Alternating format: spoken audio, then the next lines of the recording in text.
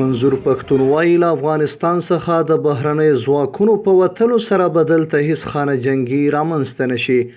په پښتونخوا کې د پښتون ژغورنې غورځنګ مشر ښاغلی منظور احمد پښتون په یو ویډیو کې وایي چې په نړیوالو رسنیو کې اندېښنه ده که د افغانستان څخه بهراني ځواکونه ووځي هلته به خانه جنګي رامنځته شي. دی وایي موږ هیله لرو چې دلته به هیڅ خانه جنګي رامنځته نشي. د افغانستان ولس نور له جنګونو ستړی او د افغانستان اقتدار ته به لار د افغانستان ولس د رایې مطابق وي.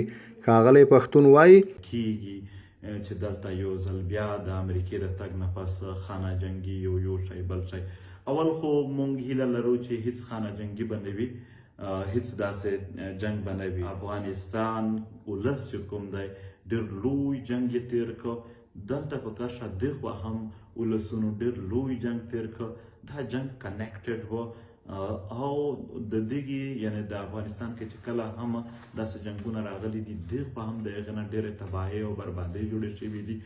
اوس موږ هیله لرو چې په دې نه بس به جنګونه نه وي. همداراز ښاغلي منظور وویل که چېرته بیا هم دلته د جنګ محول جوړیږي موږ ټول پښتانه به یې مخه نیسو. دی وایي او که چیرې دلته بیا هم اول خو د خدای نه کړي چې داسې څه ماحول جوړ شي، خو که جوړیږي نو موږ به ټول پښتانه به د امن دپاره خپلې هڅې، خپل کوششونه، خپل اواز، خپل غږ پورته کوو او دلته به د امن او د دغې خاورې د ښه ژوند، د سوله ییز ژوند د دغې غږ به پورته کوو، د دغې یو ترویج به کوو، د دغې یو اشتهار به کوو.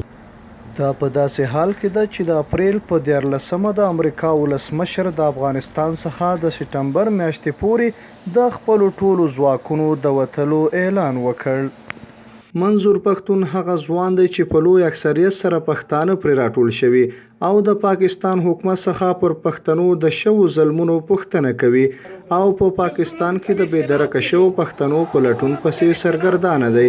همدا ډول د پښتنو په سیمه کې د ځای پر ځای شوو ماینونو د لرې کولو لپاره غږ اوچتوي. ځایونه هغه فوج دی خلاف یې یو چې څوک هم ظلم کوي